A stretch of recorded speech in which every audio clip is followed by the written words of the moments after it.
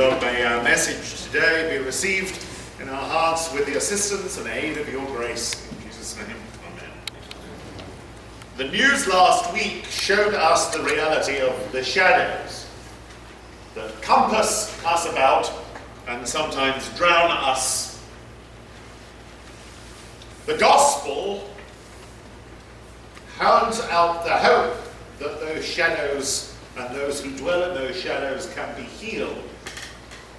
But we must also remember that we are prey to those shadows, and that our societies with which we become so comfortable can become in themselves shadowed and evil places. I've used poetry before in sermons, in small bits usually. Jim always winds me up saying it's 3 points in a poem is what makes up a sermon. But this is the first time it's going to be just a poem. I heard it in Desert Hot Springs at the vigil there, and it was powerful, so please bear with me. The Hangman. Into our town the hangman came, smelling of gold and blood and flame, and he paced our bricks with a diffident air and built his frame on the courthouse square. The scaffold stood by the courthouse side, only as wide as the door was wide, a frame as tall or a little more than the capping sill on the courthouse door. And we wondered whenever we had the time, who the criminal, what the crime, that hangman judged with a yellow twist of knotted hemp in his busy fist. And innocent though we were, with dread we passed those eyes of buckshot lead, till one cried, "Hangman, who is he, for whom you raise the gallows tree?" Then a twinkle grew in his buckshot eye, and he gave us a riddle instead of a reply. "He who serves me best," said he, "shall earn the rope on the gallows tree." And he stepped down and laid his hand on a man who came from another land, and we breathed again for another's grief, that the hangman's hand was our relief. And the gallows frame on the courthouse lawn by tomorrow's sun will be struck and gone. So we gave him away, and no one spoke, out of respect for his hangman's cloak. The next day's sun looked mildly down on roof and street in our quiet town, and stark and black in the morning air the gallows tree on the courthouse square. And the hangman stood at his usual stand, with the yellow hemp in his busy hand, with his buckshot eye and his jaw like a pike, and his air so knowing and businesslike. And we cried, "Hangman, have you not done yesterday with the alien one?" Then we fell silent and stood amazed. Oh, not for him was the gallows raised.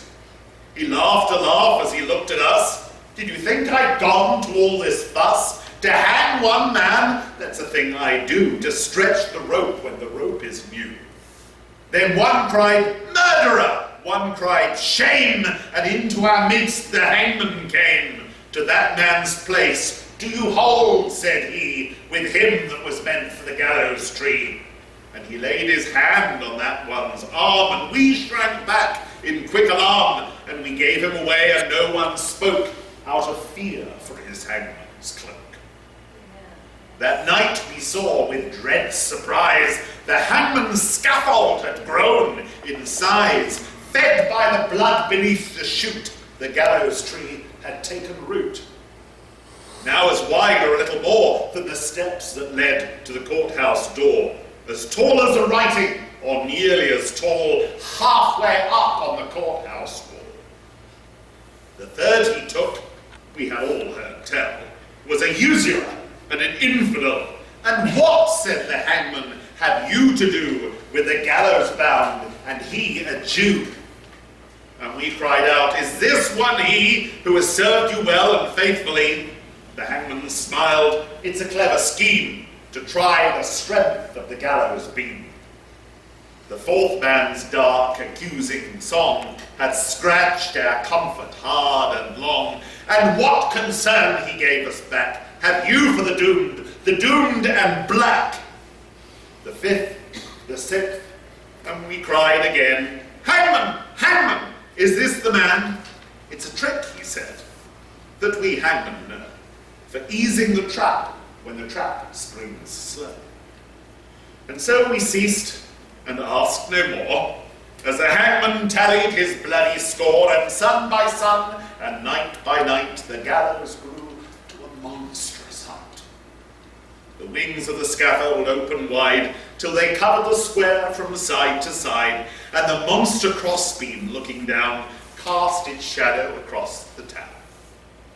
Then through the town the hangman came, and called in the entry streets my name, and I looked at the gallows soaring tall, and thought, there is no one left at all for hanging, and so he calls to me to help pull down the gallows tree.